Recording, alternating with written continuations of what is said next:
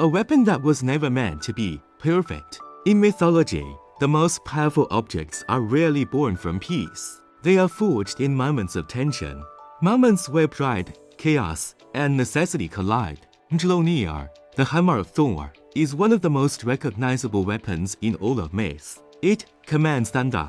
It shatters giants. It always returns to its wielder's hand. But what most people don't know is that Mjölnir was never meant to exist. It was born from a mistake, from a reckless joke, from blood dripping into a forge. This is not just a story about a weapon.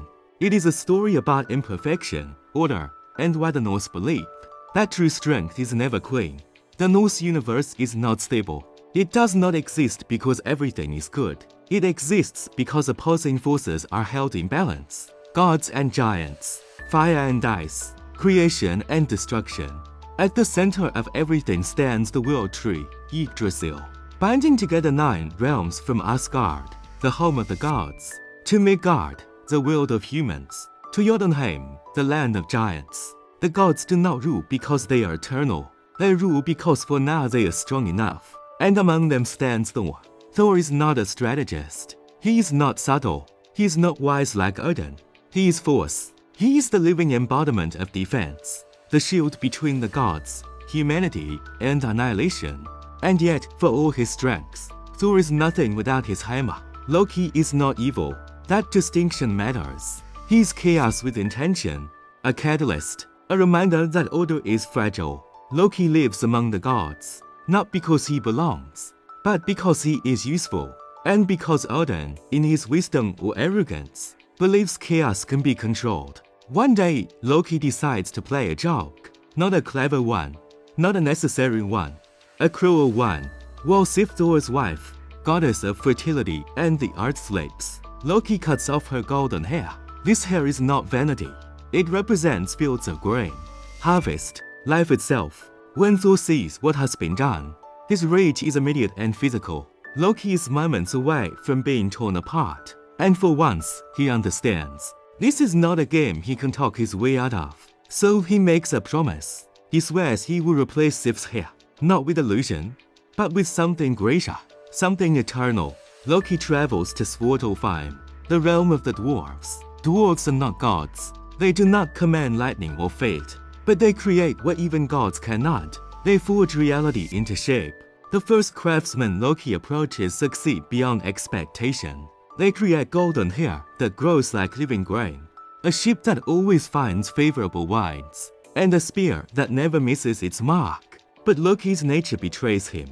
He mocks another pair of dwarven brothers, Brokkr and Sindri, claiming their skill is inferior. A wager is made. If Brokkr and Sindri cannot forge treasures greater than the first, they lose their honor. If they succeed, Loki forfeits his head. The fort is lit. Sindri works the metal. Brokkr works the bellows. The rules are absolute. The fire must never falter. Loki understands this, so he cheats. He transforms into a fly and begins to bite Brokkr. First the hand, then the neck. Blood runs. Pain is constant, but Brokkr does not stop. From the fort emerges a golden boar, shining brighter than darkness itself. Loki tries again. The bite is deeper, more desperate. Still, Brokkr holds. From the fire comes a ring that multiplies itself endlessly. Wealth without limit. Now Loki panics. For the final creation, he bites Brokkr's eyelid. Blood blinds him. For one moment, one fatal moment, the bellows stop. When the hammer emerges, its handle is short, imperfect. Mjölnir is born. The gods examine all the treasures. Each is extraordinary. But when Thor lifts Mjölnir, the sky responds. Thunder answers thunder. The hammer returns to his hand. Again and again. Yes, the handle is short, but the power is unmatched. The verdict is clear. Brokkr and Sindri win. Loki attempts one final trick, arguing that his head was promised, but not his neck. Even in defeat, he escapes. Mjölnir is not just a weapon. It is used to bless marriages, to protect homes, to sanctify birth. Viking warriors would not to conquer, but to endure. It represents protection, not domination, order, not tyranny, and most importantly, strength that accepts imperfection. The Norse believed the world would end, They did not worship eternal victory. They worshipped courage in the face of loss. Mjölnir reflects that belief. It is powerful, but it is not flawless. And that is why it matters. Mjölnir was not forged in heroism.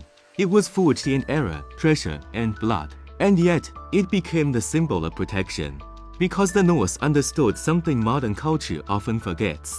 Perfection is fragile, strength is earned, and the things that protect us most are rarely born clean. If this story changed the way you see Thor's hammer, leave a comment below. Do you think Mjölnir's imperfection made it stronger or weaker? And if you enjoy mythology told not as fantasy, but as meaning, consider subscribing. This channel is about understanding why ancient stories still speak to us and what they reveal about being human.